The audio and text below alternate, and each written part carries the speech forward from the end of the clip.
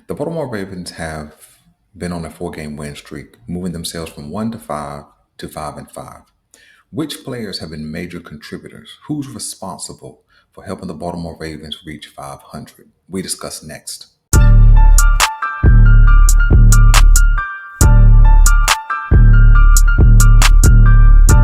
Hey, what's happening? And welcome back to The Bald Perspective. Let's talk.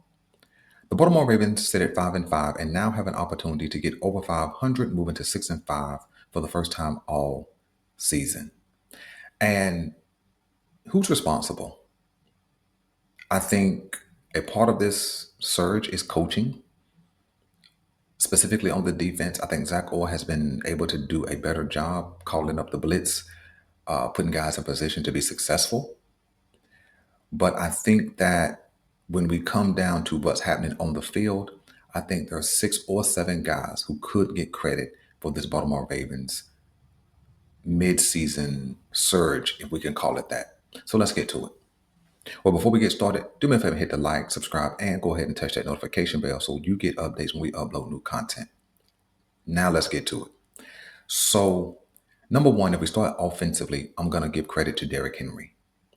Although he has not been dominant, he has not been in that 150 yard per game range, 2 touchdowns per game. But what Derrick Henry has done is been available, number one, and consistent. This win streak started in Chicago, and he's been available every game. There's times where the line isn't good in run blocking, a lot of times, in fact.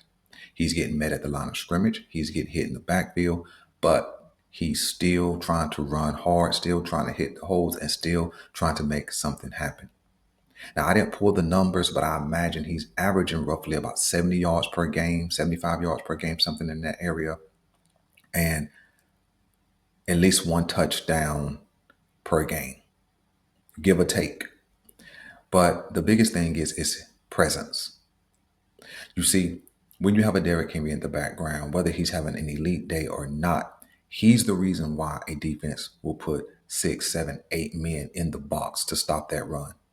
He's the reason why when you turn around and you do a legit play fake, why linebackers and safeties and edge rushers try to crash down in order to stop Derrick Henry from getting going. So I have to give him credit. He has not put the ball on the ground since those since those early season issues. So I think Derrick Henry is the number one reason offensively. When we look at other position groups, I'm going to give Mark Andrews the nod over some other guys. Although Mark Andrews has not been what you would call dominant, 6, 7 catches per game, 80 yards, and numerous touchdowns, I think since the bye week, he probably has been the Baltimore Ravens' most consistent pass catcher. And I think he does have the most receiving touchdowns since the bye week. So, although not explosive, although not top 5 tight end production, I'm going to give Mark Andrews the nod. And this is even beyond him pulling the ball and taking it 35 yards for a touchdown this past Sunday. If I'm just looking at a pure tight end performance, I have to give Mark Andrews credit, right? So I think Mark Andrews is a big reason why the Baltimore Ravens have won these 4 games. If I go outside and I look at the perimeter, I'm going with Zay Flowers.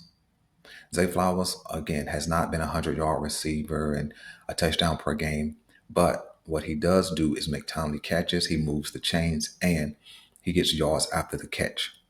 And we've seen that on full display on 2 or 3 catches this past Sunday. Now, this is not to say that other wide receivers haven't contributed a little bit, but in comparison to Zay, it has just been a little bit. So I think those 3 players are the biggest contributors offensively. Now, you may be wondering, Belanger, why you didn't add Lamar Jackson to this list?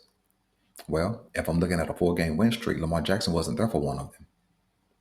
If I'm also looking at pure quarterback numbers, what's happening in the pocket or from the pocket, I might say, Tyler Huntley has comparable production in his 1 game versus Lamar Jackson in his last 3 games. This is not to say Tyler Huntley's better or anything like that. This is just simply looking at the production. This offense isn't fluid now that Lamar Jackson's back. This offense isn't dominant since Lamar Jackson's back. It's just been a middle of the pack level offense. Again, this is not banging on Lamar. This is not blaming him for anything. This is just saying what's true.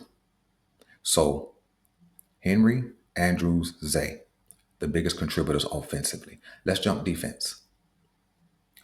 If I'm looking defensively, I'm going with Travis Jones. Maybe not the number one contributor, but a big contributor. Having lost his running mate, Meta BK, a long time ago, suffering from some injuries himself, since the bye week, he's been consistent, providing pressure and run defense up the middle.